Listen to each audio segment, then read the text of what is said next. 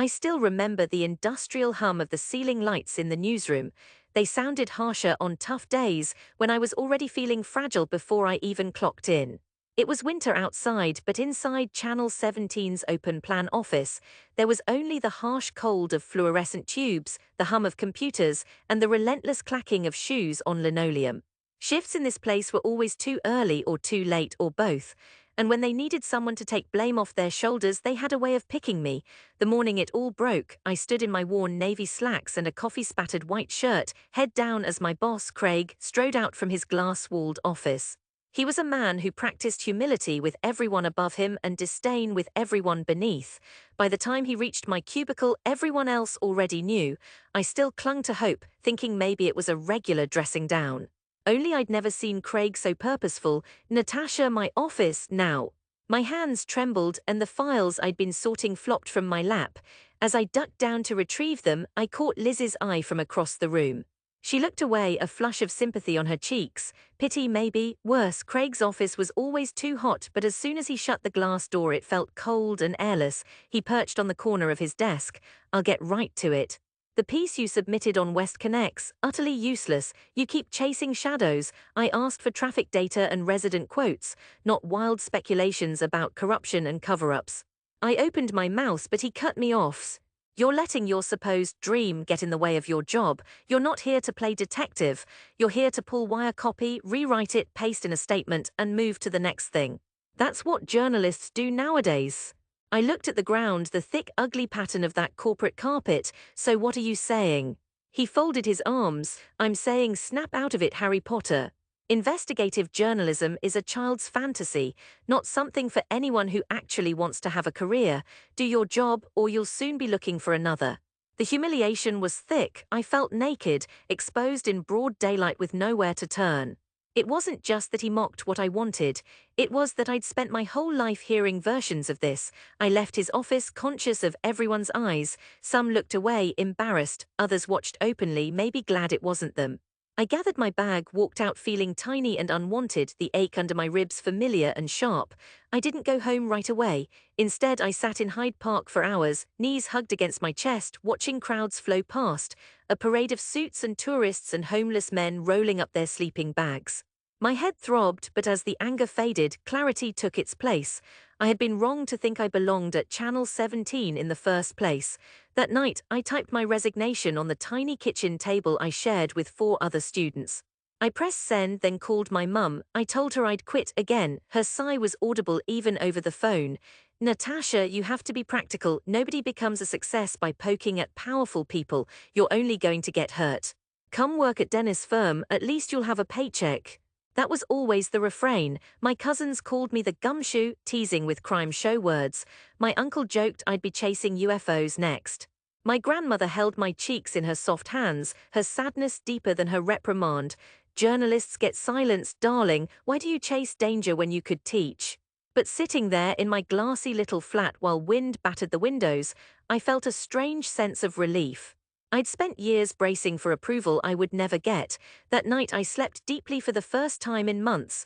The days tumbled by, Centrelink appointments, casual gigs writing catalogue copy, temping for legal firms with hour-long commutes. Night after night I kept reading. Leaks, whistleblowers, data dumps. It called to something restless inside me.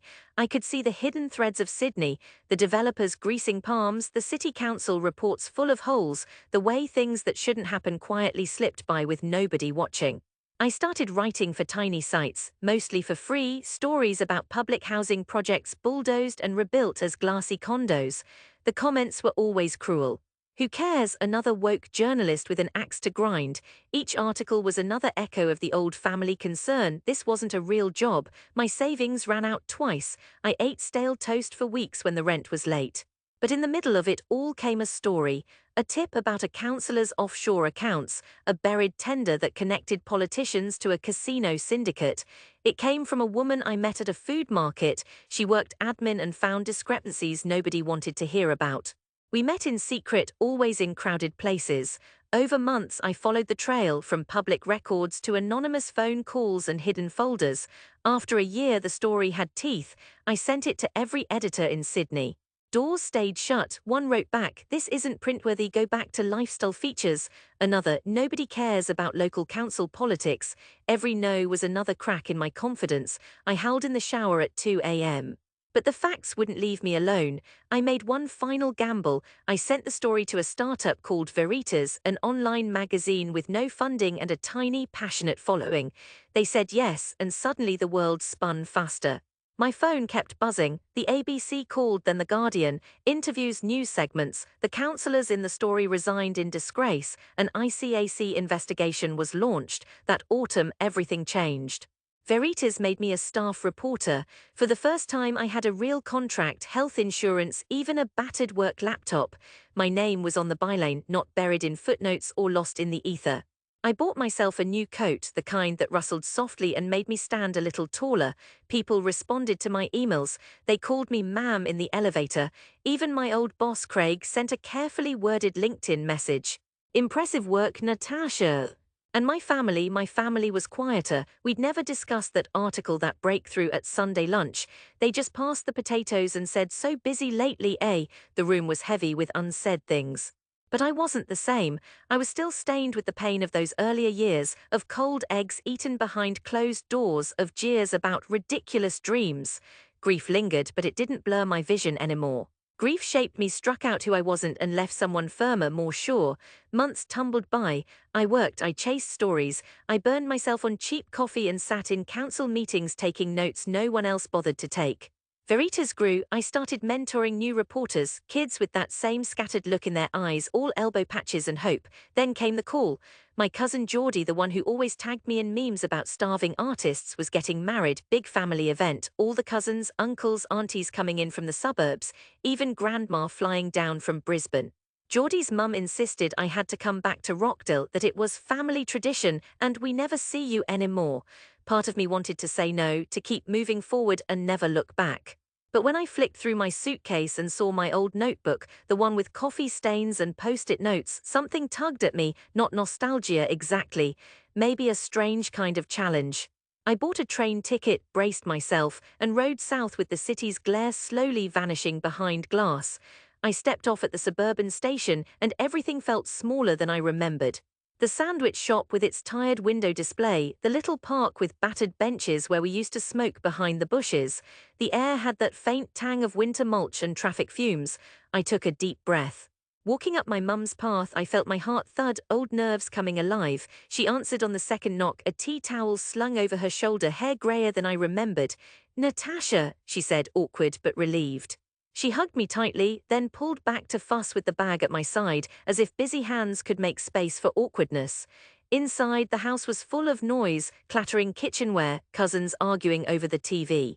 I caught snatches of laughter, the thudding of feet on stairs. At dinner, the table was crowded. Plates of sweet potatoes, roast chicken, bowls of peas, streams of gravy. Grandma sat at the end, serene in her navy cardigan, surveying the noisy scene. Geordie's fiancé made jokes about wedding seating plans. My uncles talked about property values and cricket scores. They asked about Sydney, but always in a vague way. "So, still working at that little magazine? Is it going well?" Someone passed me the salt over 4 hands. Then, just as I'd found a rhythm for surviving this, my aunt spoke up. "Natasha, Geordie wants to know, what are you working on these days? Still chasing those dangerous politicians?" All eyes turned. Instinctively I tensed. "Yeah," I said, trying to keep my voice steady. "I'm chief reporter at Veritas now. I broke the Miller's Point exposé last month." Someone whistled, maybe ironically. My cousin Lauren, the one who always laughed loudest at family jokes, smirked. "How much do they pay you for that anyway? Bit of fame, but does it pay the rent?" My mum bristled, and for a moment I saw shame flicker across her face. I felt the urge to shrink, to slide out of my chair. But this time I didn't. Instead, I opened my work bag and took out 2 envelopes. Actually, I brought these for Grandma and Mum, special copies. Inside each was a hardcover journal, navy blue, with gold letters embossed on the front. The Walkley Awards 2024, my Miller's Point piece had won. The award, a heavy bronze statuette, was waiting back at my flat, but the official certificates, the ones with my name, the gold seal, I'd brought them home.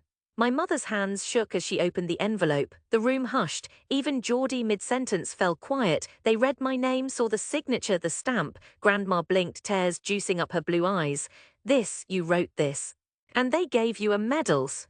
I nodded. "It's the highest journalism honour in Australia, Gran." Silence, then my uncle leaned forward, suddenly serious. "I saw that report. Channel 10 even ran it, didn't they?" The other aunt shook her head as if seeing me, really seeing me for the first time. The Walkleys were not just some blog award, they knew Walkley. Lauren, cheeks flushed, coughed. "Wow, not bad, Tash. Didn't think, any of us would win something like that." My mother was crying softly, hand to her mouth, her face transformed, pride and loss and something else. "I'm sorry I doubted you, darling," she whispered. We only wanted you to be safe." For a second my sorrow threatened to overwhelm me. All those years, the scorn, the dismissals, the worry. They'd never understood my clarity, my drive, but now the proof was here, a certificate with my name in looping type. Conversations swelled again, but it was different now. Cousins asked about my investigations, about the threats and the phone calls, the long hours. Geordie showed off the certificate on his phone to his mates. My uncle asked if I could introduce him to one of my colleagues at the ABC. Later that night, after dishes and debates about who'd have the last Lamington, Mum pulled me aside. "I'm proud of you," she said, voice thick. "You never gave up, even when we tried to make you. I just worried you'd come back to us, hurt or disappointed." I hugged her, my chest tight with all the things I could not say, that I still felt afraid, that each new investigation meant new enemies, new risks. That I had been lonely more times than I cared to admit, but there was something else too, peace maybe, or just the knowledge that sometimes you have to lose the world to find your part in it. When I caught the train back to the city, darkness pressed against the windows. Sydney's skyline glittered in the cold. In my bag next to the laptop was a letter from Grandma, her loopy handwriting tense but proud. "Chase what matters, my brave girl, we see you now." Outside, headlights blurred by rain, the city was still full of stories, shadows, secrets waiting to be dragged into daylight. I pressed my forehead to the glass. Grief and clarity walked side by side, but I wasn't running from either anymore. I was only moving forward.